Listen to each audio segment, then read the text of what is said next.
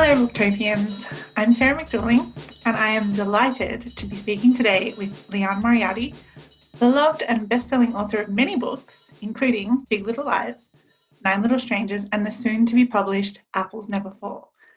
Liane, welcome. Thank you so much, Sarah. It's lovely to be here. I'm really, really excited to chat with you. I'm lucky enough to have read Apples Never Fall. I will tread really carefully so that we avoid spoilers. Thank you. To that end, for the people who haven't been lucky enough to read this yet, as it's not out, can you tell a little bit about what they can expect in Apples Never Fall? So it's the story of Joy and Stan Delaney, who are retired tennis coaches, and what happens when Joy goes missing and Stan is the chief suspect in her possible murder, and her 4 adult children have to deal with the terrible possibility that their father may have murdered their mother. And it's about sibling rivalry and relationships and betrayal and deceit and tennis.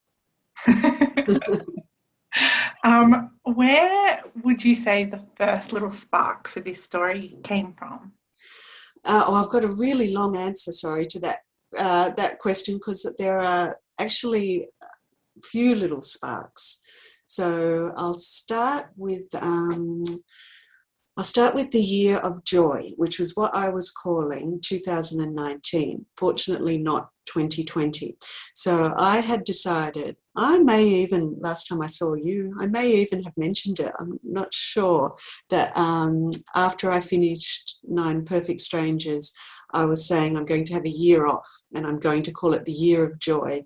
It was a highly self-indulgent idea because it was meant to be a year all about me and my joy, and that it was just that I'd been having a book out every second year, and I decided I was going to ask for longer. So it's going to be, this book's 3 years since my last book, and I decided in that year that I would read poetry and listen to music, and I had visions of myself, just doing everything for finding out if I had a soul.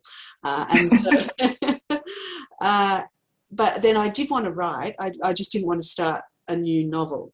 And so I asked my sister Jackie, who is the author, as you know, is the author Liane Moriarty, to send me some writing prompts. And she actually sent me a prompt, just a 3-line text, and it described a bike lying on the grass underneath a tree with some apples lying next to the bike.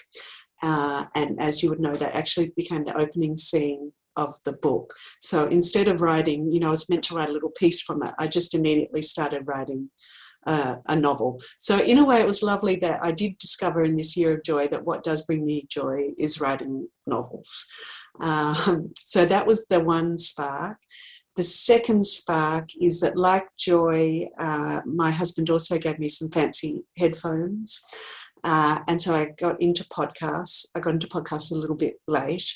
And like most people, I started with a number of true crime podcasts.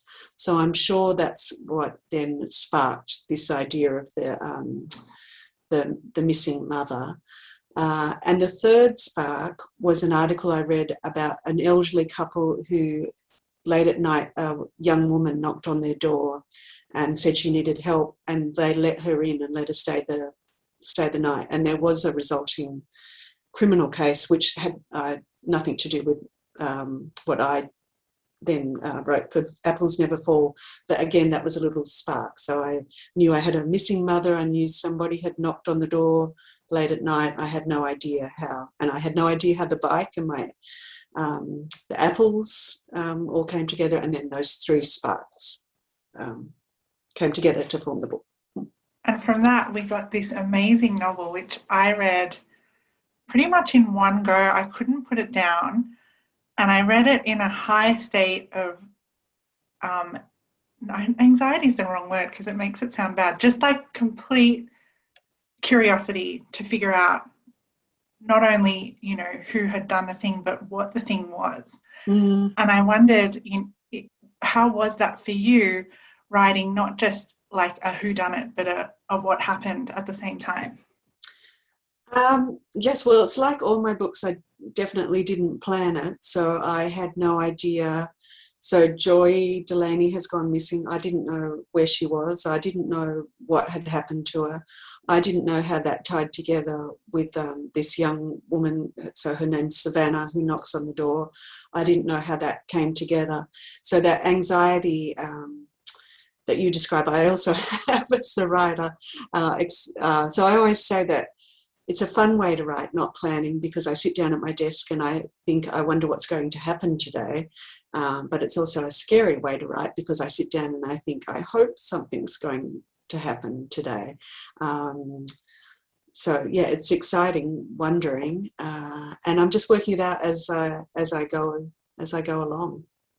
It fascinates me because it's so intricate and comes together so well in this like grand conclusion. It amazes me that you didn't have it all planned out before you start writing. No, and I honestly don't, but I also always want to make it clear, especially to writers who might be listening, that doesn't mean that it just all falls perfectly into place as I write. It's just that as I'm writing, I prefer just to write a scene. So I have Joy and Stan there just late at night, and through writing I'm thinking about them, and I'm waiting for the knock on the door.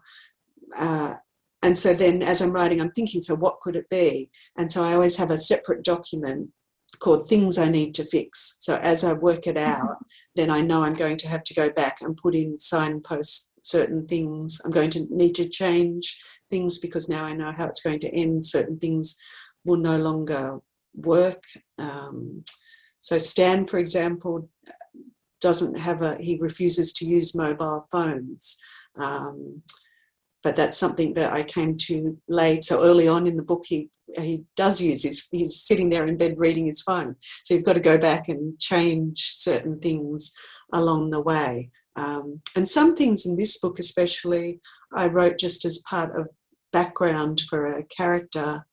And then I didn't realise until later that I could make them become significant. So I love it when that happens because then it feels like it's happened organically. And you don't have to then go back and sort of shove a jigsaw piece into your story.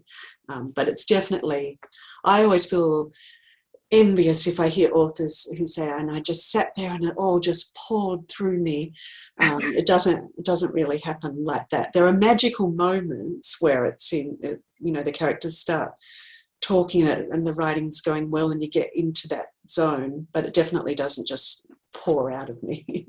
Turns out writing is, hard work.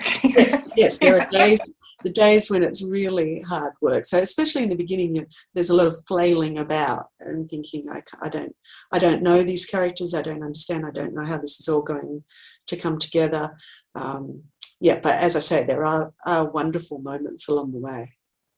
Well, as with most people at the top of their game, you make a thing that is quite difficult look effortless, which kind of dovetails into my next question, which is that the Delaney family could have been musical prodigies, or they might have been golfers. What drew you to make them tennis players in particular? Yes, they could have been, you're right, they could have been any of those things. So I definitely did not set out to write a book about tennis. I had that premise, and I probably started writing those early chapters before I knew exactly who they were, except that I knew I wanted them to have a family business, really just so that I didn't have to send them off to work each day. So it's always, you're just trying to keep your characters in one place. So, with 9 Perfect Strangers, where I have them in a resort, it's so convenient that they're all there. So I remember thinking I'll have them running a family business. And I was actually having a tennis lesson because my son is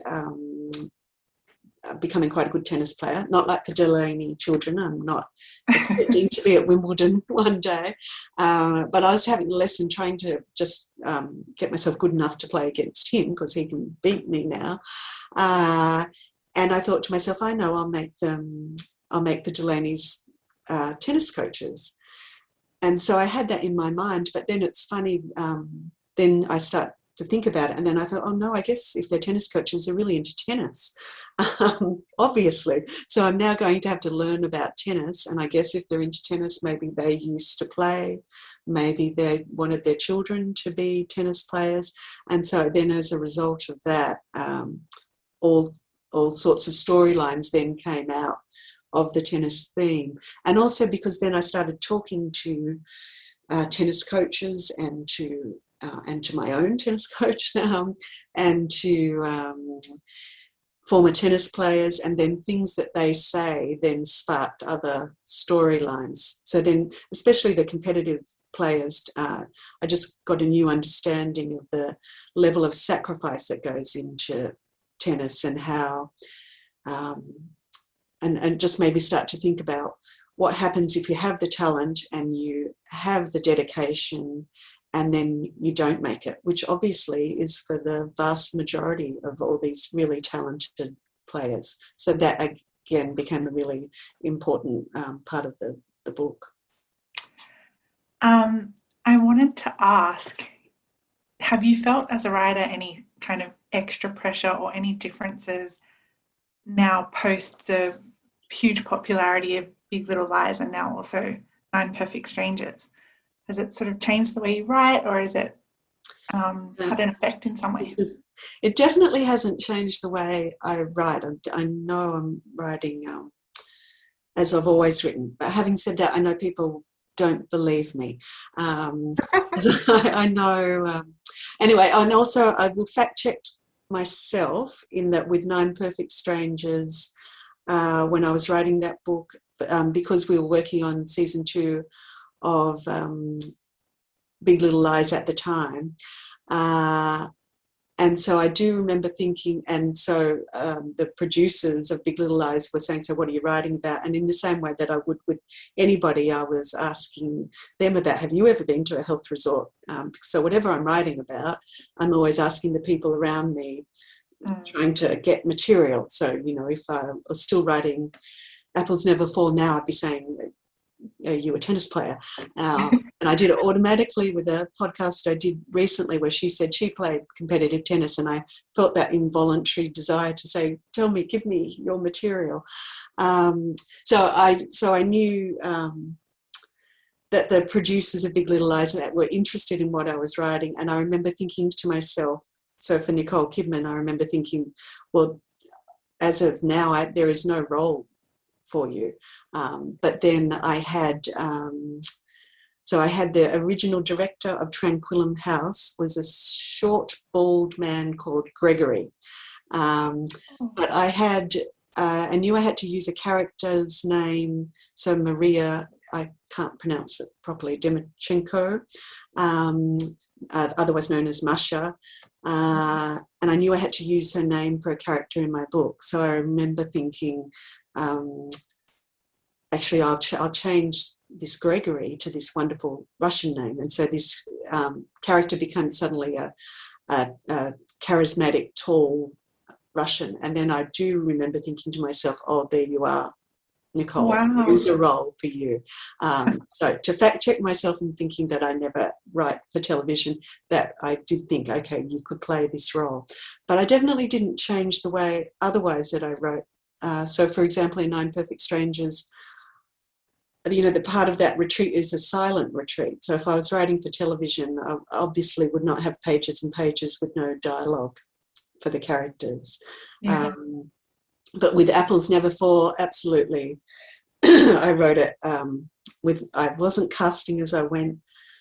But that's the difference now that I know some readers, even readers, are casting as they go.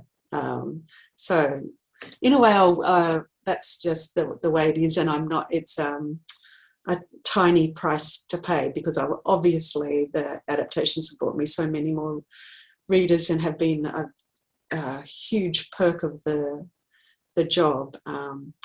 But I do love the fact that normally the readers bring their own experiences to it. So it's not so much they're imagining it on the screen, that they've got their own imagination working. And that's what I love about writing, because it's my imagination and the reader's imagination coming together. Is it strange for you as the creator of these characters to see them sort of reinterpreted? Yeah, it's strange and surreal, and also wonderful. It has just made me realise that I think actors are sort of similar to authors in that they bring little parts of themselves and people they know. So that, they bring their own little gestures. They create a new character.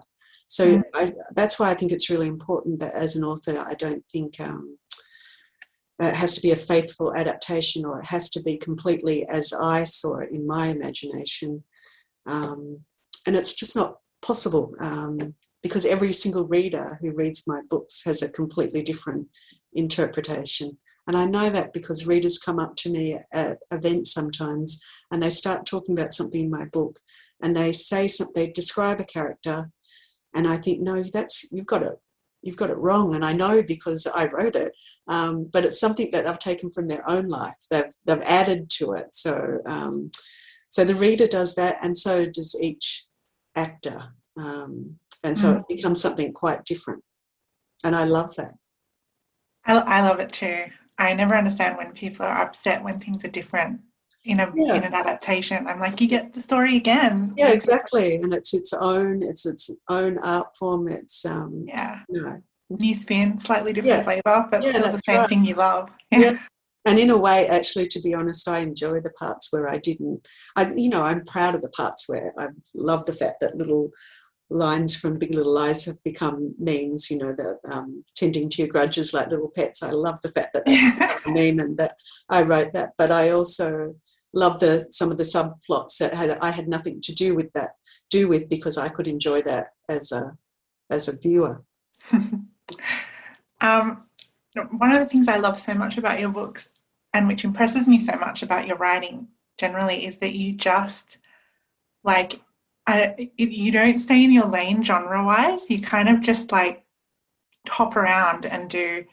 Any one of your books could be described as a drama or a mystery, a suspense. They're all funny. They're all just a little bit of everything blended in together. And I just wondered if you had to define your style, or if someone asks you, oh, I'm unfamiliar with your work somehow, I don't know where they've been living under a rock, but if someone were to say, what kind of books do you write, how would you answer that question? I've always struggled with that question. So I don't, and people have often, that's the worst thing when you're at some event and it comes out that I'm an author, and there's that terrible line people will say where they say, should I know you? How can you possibly answer that? The answer is yes. yes, you absolutely, of course, you should know me. How could you not know me? And then I don't know how to describe what I write.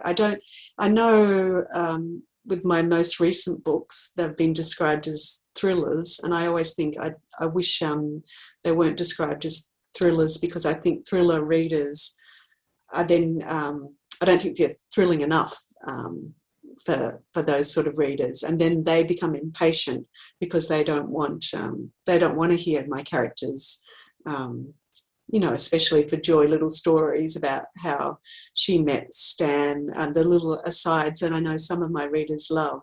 I think the readers who want a really fast-paced story get impatient and say, "Come on, get on. Where's the exciting part?" So I don't think domestic thriller is really right, but and I don't think they're suspenseful enough to be described as suspense either. So They're just a wonderful amalgamation of all the good things. I'll quote that. Thank you. I'll say Sarah says in a wonderful amalgamation. And I know some reviewers have described, exactly what you say as a lovely compliment. I can remember some of my early reviews for the last anniversary. In that way, reviews sometimes get stuck in your head. This book can't decide what it wants to be. Is it a this? Is it a that? As if you have to stay in your lane.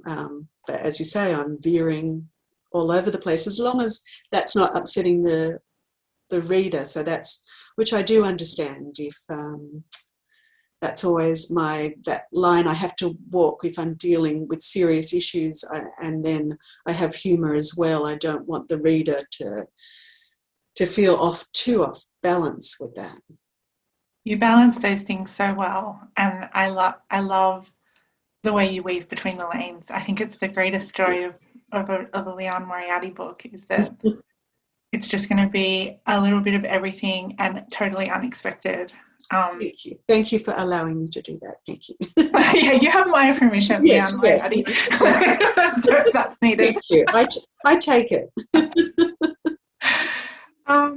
We're running a little bit short on time, so I will just sort of finish up by asking, are you allowed to tell us what's up next for you? Is there anything that you're working on at the moment that you can talk about? No, I've got nothing. I haven't. I mean, yes, you can ask, but no, I have. I don't have an idea. Nothing's, no sparks or anything yet. And I do find when I'm in this mode of talking about myself and about that, I couldn't finish talking to you and then sit down and write. I couldn't, because then I'm too conscious of myself. I'm too thinking of you saying you move between lanes. So then I'm thinking, oh, look at me moving between lanes. Yeah, and I'm amazing. I'm any genre. Because you can't write like that. You have to lose your sense of self and go into the story. So I have to stop talking about myself. And because there's also that self-loathing that comes after too much talking about myself, I need to get over all that, and then I'll write again. Does seem to be a very different mode for a lot of authors. They've got publicity mode up to the lead up to a book. Yes. And then there's writing mode. Yes. Never the twain shall meet. Exactly, because you're performing as a writer rather than actually being a writer. Mm. Well, I always say, Liane, when I have the chance to talk to you, it's a bit like getting an audience with the Queen. I've very much enjoyed this audience with the Queen today. Thank you for your time. It's a pleasure to chat with you. Oh, it's always a pleasure to talk to you, Sarah. I wish that this was the only thing I had to do. If I only had to hear it's like talking with the Queen, then that could be it, couldn't it? I'm sure everyone feels that. No, they don't. I promise you, they don't. They might just have a bit more cool and not say it out loud. No. I have no cool. No, it's really lovely talking with you. Thank you. And for everyone watching, you can order your copy of Apples Never Fall by Liane Moriarty, as well as all of her previously published titles at your local bookstore or online at Booktopia. Thanks for watching, and never stop reading. Thanks, Sarah.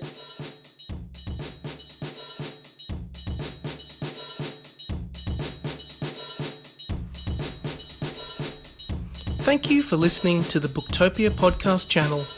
Don't forget, you can subscribe to us on SoundCloud and iTunes for free, and get access to hundreds of author discussions, book analysis pieces, and more. Or, if your eyes need a workout, head to Booktopia TV on YouTube. Don't forget, for all books featured in this podcast, and for access to a whole bunch of other fun content on our blog, head to Booktopia, Australia's local bookstore, at booktopia.com.au.